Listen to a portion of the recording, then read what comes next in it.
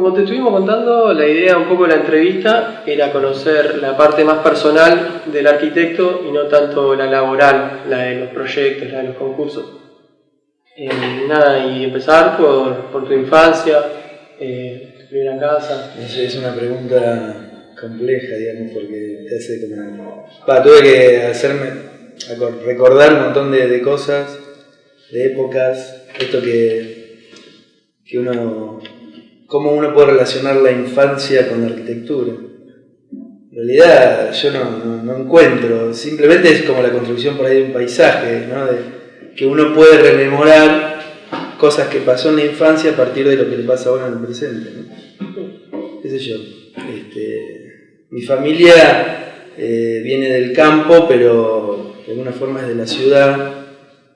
Pero yo recuerdo, digamos, esos encuentros en el campo, en las casas de campo, el vivir en el espacio exterior. Eso, la verdad que, cuando lo pienso ahora, ya de mucho más grande, ha condimentado mucho la forma de entender,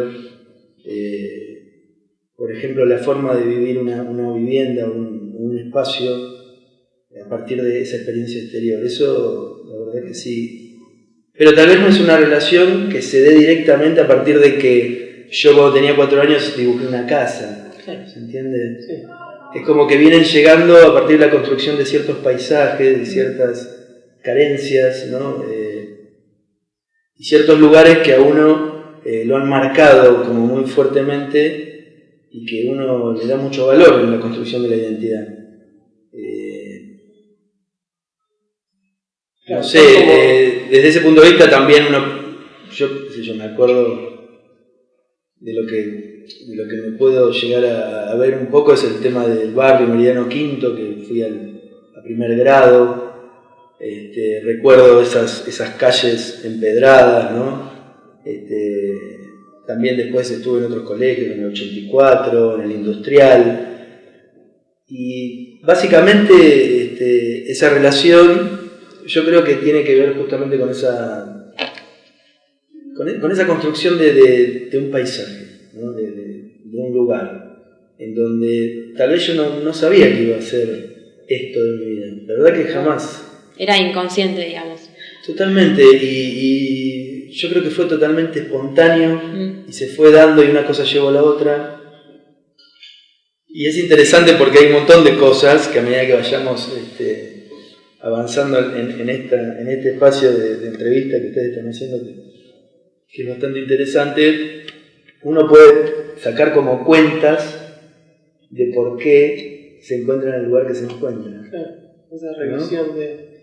Claro, yo, por ejemplo, cuando un poco leía estas, no preguntas, sino como intenciones, me acordaba ¿viste lo que dice Clorindo Testa? Que él a los 4 años dibujaba la casa, que qué sé yo. Bueno, a mí eso no me pasaba, o sea, yo no me puse a dibujar. Tal vez sí, pero una casa era tan importante como otra cosa, digo, no, la verdad que no. Pero porque me parece que tiene que ver que uno no puede saber lo que le va a pasar dentro de tantos años. Uno vive el presente, o por lo menos es la forma que yo lo llevo adelante, y a partir de ese presente va construyendo su futuro. Es imposible, digamos, tener como esa cuestión anterior para entender lo que te pasa ahora. Por lo menos a mí se fue dando espontáneamente. Me metí, o sea, yo vengo de una familia en donde yo soy la primera línea de profesionales. O sea, mi prima es profesional, otra prima también. Pero después toda mi familia siempre fueron, digamos, trabajadores, sobre todo, bueno, mis abuelos, mis abuelos que viven del campo. Mis padres vinieron a la ciudad en esta cuestión de esta relación campo-ciudad, ¿no? Para buscar otro tipo de oportunidades, pero siempre, digamos, fueron personas que se ganaron la vida trabajando. Y tuvieron esta cuestión de mi hijo va a estudiar en la universidad, ¿no? Y bueno, lo lograron de alguna forma, ¿no? Yo un poco soy producto de esa idea, pero por eso, previamente, después de la escuela, yo me metí en el industrial. en un industrial, que también quedaba por ahí cerca del barrio. Y ahí yo veía que me gustaba dibujar.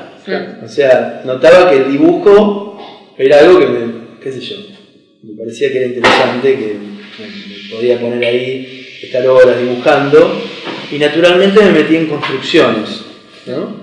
Y ahí empecé a hacer, la verdad que ese es otro tema que es paralelo, pero que tiene que ver con que tal vez, por lo menos en mi caso, si bien tuve una educación en relación a lo que es un maestro mayor de obras, pero yo cuando entré en la facultad me explotó la cabeza, en el sentido de que todas las reglas con las cuales yo había trabajado en el industrial eran totalmente diferentes en la universidad, totalmente diferentes, era como blanco y negro.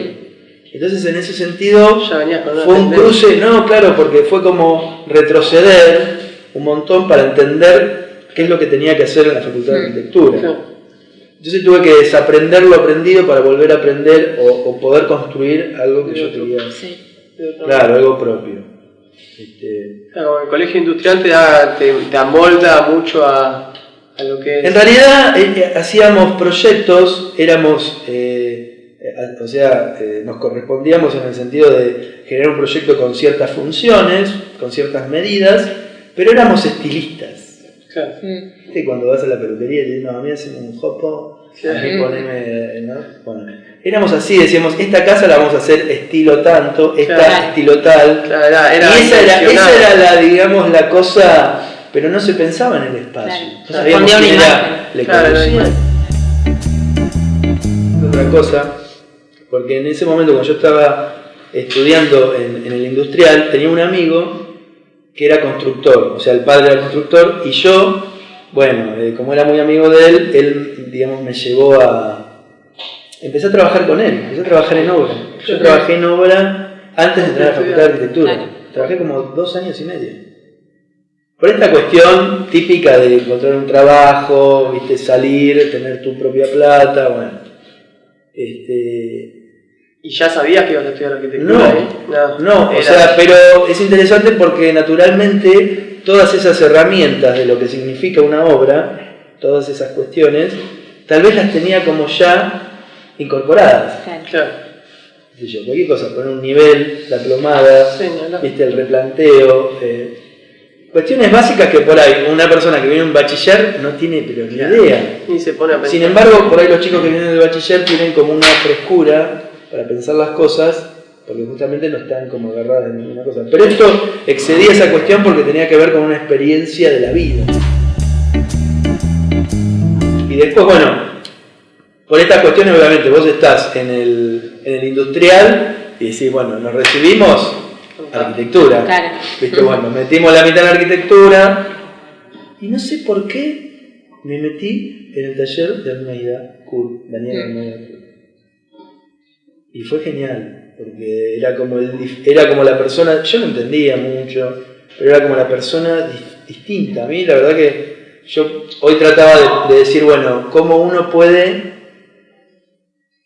generar una igualdad a partir de la persona con un significado, ¿no? Y para mí Almeida era como una persona plástica.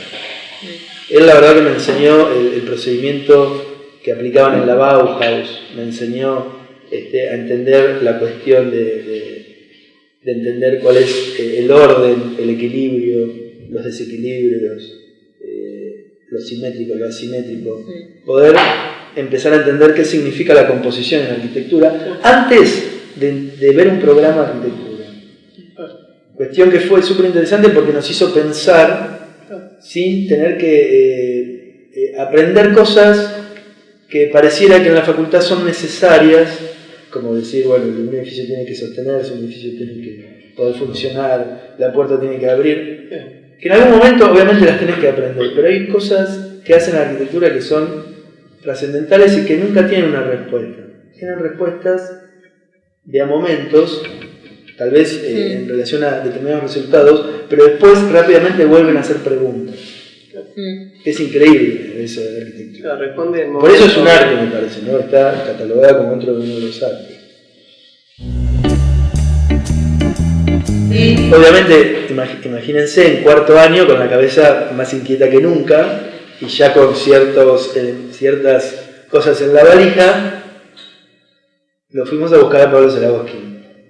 Sí. No, tenemos que ir en ese momento a la Spiazu, tenemos que ir a todo el mundo, evadía Spiazu, por esto que hablábamos hoy, de que era una cátedra así como muy dura, y yo la verdad que la cuenta que saco de toda la facultad es que en realidad es uno el que hace la facultad, no las cátedras. Depende de uno, no de las cátedras. Las cátedras solamente te pueden marcar y te pueden bajar una línea y te pueden mostrar qué hacer, qué no. Pero me parece que uno también es el que tiene como todos esos elementos para poder llevarlos a un exponente muy amplio o hacer la de mínima. Y en ese sentido es interesante poder variar, poder ver, generar un cambio, porque si no siempre es como cuando ya lo interesante de esto que nosotros veíamos es que cada vez nos teníamos que poner a prueba. Entonces, cuando nosotros íbamos a hablar, me acuerdo que fuimos a hablar con Pablo y antes del año dijimos, mira, nosotros queremos venir con vos, qué bueno, qué bárbaro. Entonces, el primer intercambio que uno, o sea, es como que te estás exponiendo y estás diciendo, mira, flaco, yo pienso esto, ¿qué pensamos de esto? De lo que yo te estoy diciendo. Porque si no, en la misma cátedra es como, bueno, ya sabemos lo que vas a hacer, ¿me entendés? Sí. O ya sabemos por dónde va tu idea. Y está muy bien también, yo no digo, me parece que es un camino, pero el otro camino es más dificultoso. Es el zigzagueante. Sí. Pero tal vez es el más interesante, ¿no? Entonces yo a Pablo lo defino como la teoría, ¿no? O sea, de alguna forma nos permitió ver algunas cosas teóricas que nos abrieron otros caminos y potenciaron otro tipo de discursos.